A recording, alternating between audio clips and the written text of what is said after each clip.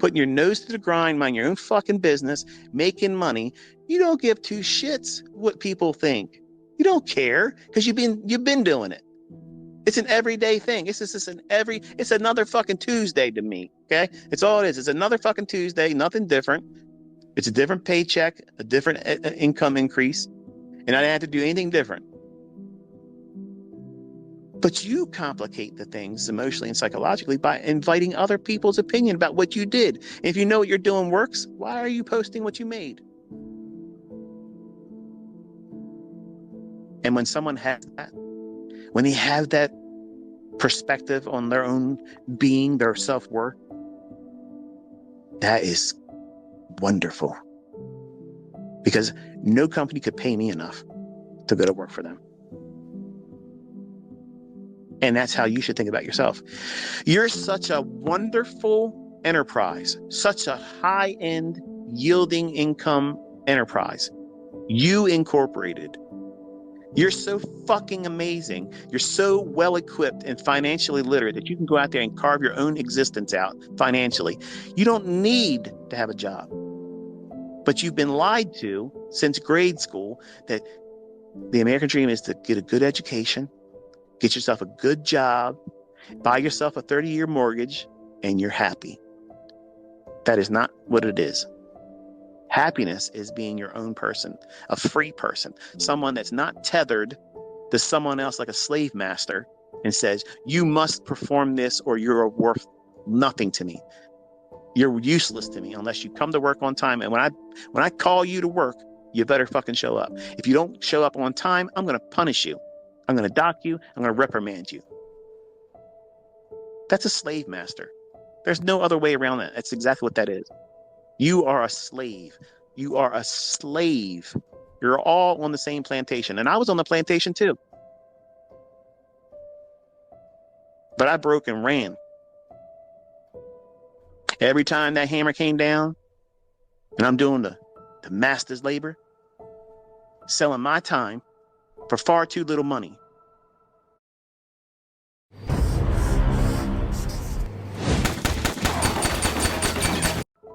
Giving up time with my own kids that I can't get back. Every other instance, I'd hit the hammer at work and then I'd hit the hammer on that chain. And over time, I weakened that chain. And when it came time for me to run and I had the opportunity to break away from that shit, I did. And I never fucking looked back. I never looked back. And I didn't give a fuck how anybody thought of how I did it. I didn't care. I had to get off that plantation. I had to get out of there. I couldn't do it anymore. And that's why I make my kids work. Because they have to have that. When they get that in their system, they can't stand it, that they're being prostituted for far too little money, being controlled and told, you must do this or you're worthless to me. Bitch, you're useless to me as an employer. You ain't paying me enough to be here. I don't care about you. I don't care about your company. I don't give a fuck about Carl. And you ain't my future. I gotta go. We're divorcing right now. Goodbye. See ya. And run down the road. Chase and pursue that future. That future that's yours. How many years have you fucking wasted at the jobs you're at right now? Think about that. Think about it. Who kept you there? The employer didn't.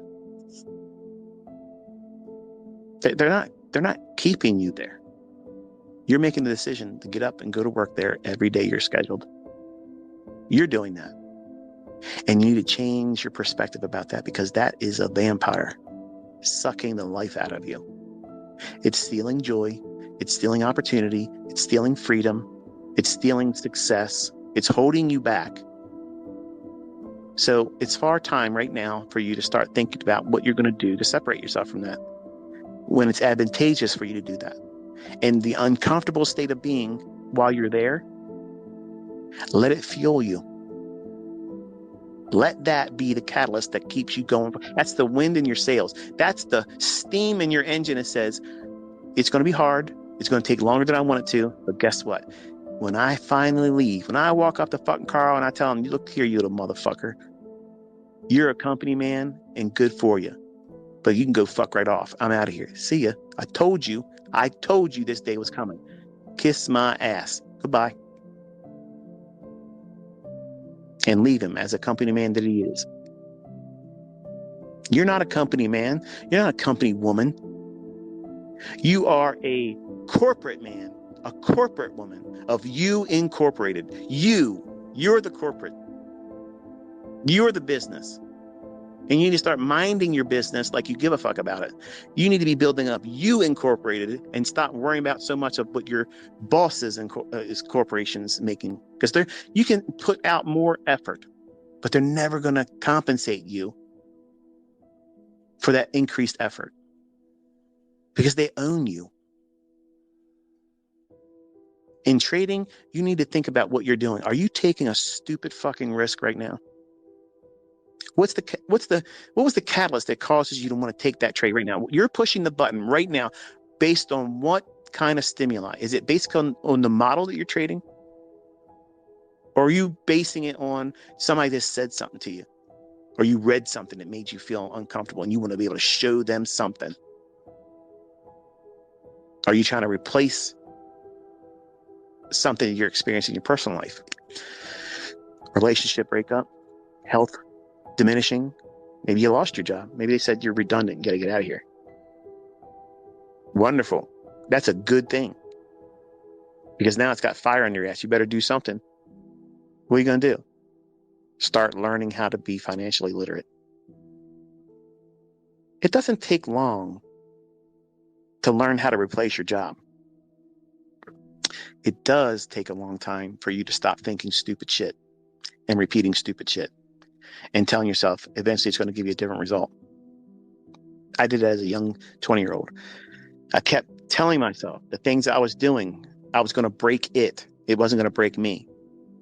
And the only thing it was doing was allowing me to manifest the very thing that I thought I was avoiding, which was losing and blowing accounts. And I would blow the accounts every single time. I would go in there, try a new method, try a new concept, tinker this, tinker that, take this away, change the settings, start another book, use a different author, different methodology, blend methodologies, put pieces of this one and put it in that one. And all that shit didn't work. And I'm convinced, folks, listen to this one. Ready?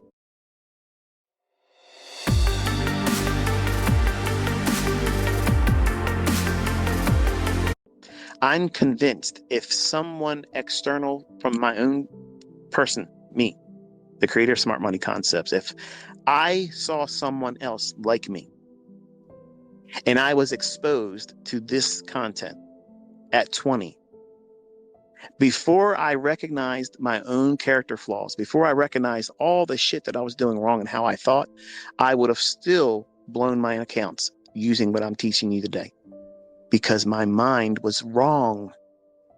My perspective on life, on money making, and about my own abilities and why I didn't deserve it. Because back then, I didn't think I deserved it. Deep down inside, I did not believe I deserved it. Something was broken inside of me. I came from very low income family. I came from people that did not encourage one another in my family. And I was in abusive relationships as a child, left in dangerous situations. So I had trust issues. I had every possible thing that could have happened to a child. That was what I was exposed to. So I had a very twisted perspective on everything. So I had to fix a lot of that stuff. And it wasn't an immediate fix. So even though that I know today that my concepts, my approach to reading and trading the marketplace is the highest superior form of speculation and market analysis, there's nothing higher than this because this gets right to the market, right to the tick, why it should, why it shouldn't, when it will, when it won't. No other methodology does that type of stuff. It gives you the nuts and the bolts as to why it will, why it won't, and times it. It literally spits in the face that everybody says you cannot time the market. You're out of your fucking mind. We do it all the time. No pun intended. But even knowing what I have now as its final form, if it was given to me at 20 years old when I first started, I would have lost money using it. because I didn't have the right mindset about what I was doing. I was rushing to get out of the job side, and I was just using it as a lottery. If I could just make $5,000 a month, I'm quitting. And I would have quit my job with the first $5,000 that made. And then I'd be fucking scared to death because I have to now trade. When I first learned how to trade, I didn't know what I was doing. I didn't know how to time the market. I didn't know what I was looking for a setup. It was just chasing price. But when you quit your job and you don't have any money, you're not funded from your personal life, that has to be assured. You got to give yourself 24 months of living expenses, not affluent living expenses. You have to have 24 months of making your ends meet. That means you don't have to put a trade on every day. And you have to have at least 50 grand as capital. And you can disagree with that all you want. But those that ask me, that's what I tell you. Minimum 50 grand, ideally 100 grand. 2 years in the bank, yielding interest, because you're not gonna want to dip into it, but you have it in case you do. And then you have your well-funded trading account. And if you aim for 1.5% per week, $1,500 is $1,500. It may not meet your present needs right now, but most of you probably don't even make that right now. Most of you probably don't even make $1,000 a week. And those that are in other countries don't even make $1,000 a month. So when you see the potential of using these concepts, where you're at geographically in third world nations, you would be considered affluent, making $50,000 a year. But you're trying to make $50,000 in a month because you see these people that are using 20 accounts and they're parlaying it up. But I promise you, they're scared shitless. They're stressed out. They're thinking about that shit before they go to bed, and they're thinking about it before they wake up. That's not what trading's supposed to be. That's gambling. And You Incorporated is not a casino. And many of you are treating your trading like casino, where you're just placing bets and hoping for the best. And worst case scenario, I just got to pay for resets. What the fuck is that? That's asinine. How about have one account? Have one account where you only got to worry about that one account.